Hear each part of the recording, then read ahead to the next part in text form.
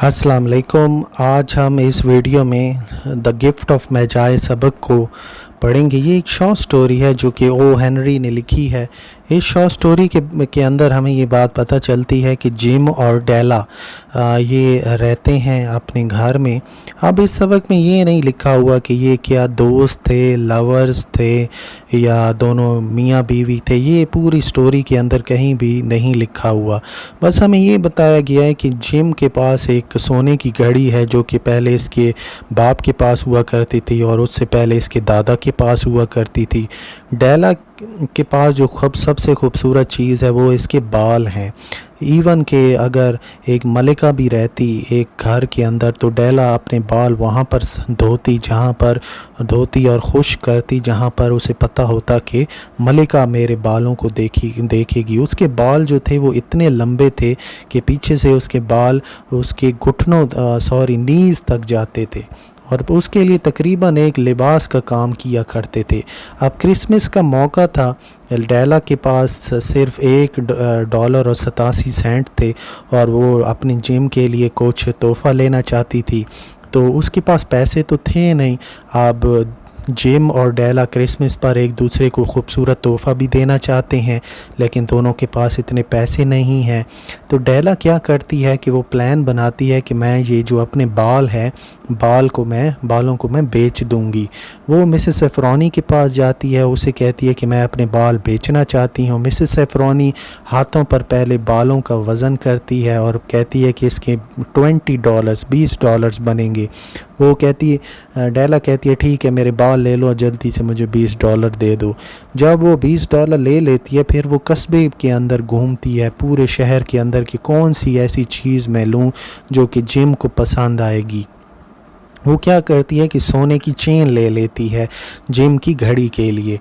वो घड़ी डेला ये समझती है घड़ी तो कीमती है लेकिन इसकी जो चेन इतनी कीमती नहीं है, तो अब ये चेन इसके साथ लगेगी तो ये घड़ी और भी ज़्यादा खूबसूरत बन जाएगी। वो चेन लेके घर आ जाती है।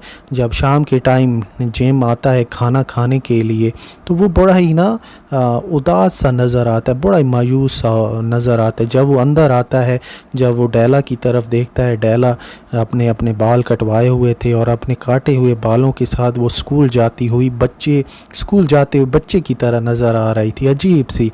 तो जिम एक दफ़ा तो हैरान हो जाता है और डेला उसे कहती है कि मैंने अपने बाल कटवा दिए हैं। और जिम को पहले तो हैरानगी होती है कि ये तुमने क्या किया, क्योंकि असल में जिम उसके बालों के लिए कंघियाँ लेकर आता है। वो कंघियाँ जो कि डेला ने कभी एक दफ़ा दुकान में देखी थी और उसको ये अफसोस रहता था कि मैं इन कंघियों को कभी हासिल नहीं कर पाऊँगी, क्योंकि वो बहुत ही कीमती कंघियाँ थी, उनके अंदर ज्यूल्स लगे हुए थे, मोती लगे हुए थे। तो जिम जो है वो कंघियाँ लेकर आता है डेला के बालों के लिए, लेकिन डेला के बाल तो अब जा चुके थे, तो वो अब कंघी कैसे देगी, किस चीज़ के बाल हैं ही नहीं तो वो कैसे कंघियों का इस्तेमाल करेगी। तो डेला कहती है अच्छा छोड़ो, तुम्हें नहीं पता मैं तुम्हारे लिए कितनी खूबसूरत चीज़ लेकर आई, कितनी खूबसूरत तोहफ़ा लेकर आई हूँ। वो निकालती है सोने की चेन और कहती है किधर है तुम्हारी घड़ी, चलो इस सोने की चेन को तुम्हारी घड़ी के साथ लगाते हैं, तुम्हारी घड़ी और भी ज़्यादा खूबसूरत बन जाएगी। तो जिम कहता है कि अब ये घड़ी भी, ये जो चेन है ये भी बेमानी है, क्योंकि मैंने अपनी घड़ी बेचकर तुम्हारे लिए कंघियाँ ख़रीदी।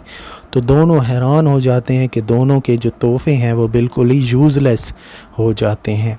तो एंड में स्टोरी तो यहीं पे ख़त्म हो जाती है, लेकिन एंड में हमें ये बात पता चलती है कि मैजाए कौन थे। मैजाए असल में वो 3 अक्लमंद लोग थे जो कि हज़रत ईसा अलैहिस्सलाम के लिए तोहफ़े लेकर आए थे। हज़रत ईसा अलैहिस्सलाम के लिए जब पैदा हुए थे तो ये 3 बादशाह थे, अक्लमंद आदमी थे, जिनको अल्लाह ताला ने आसमान पर एक सितारा दिखाया था और वो इसी सितारे के पीछे चलते गए। सितारा एक जगह पे रुक गया, उनको पता चला कि हज़रत ईसा अलैहिस्सलाम यहीं पर पैदा होंगे, तो उनके लिए वो तोहफ़े लेकर गए थे वो 3 अक्लमंद लोग, और उनके तोहफ़ों में ज़ेवरात थे, परफ्यूम्स थे और इस तरह की कीमती चीज़ें थीं।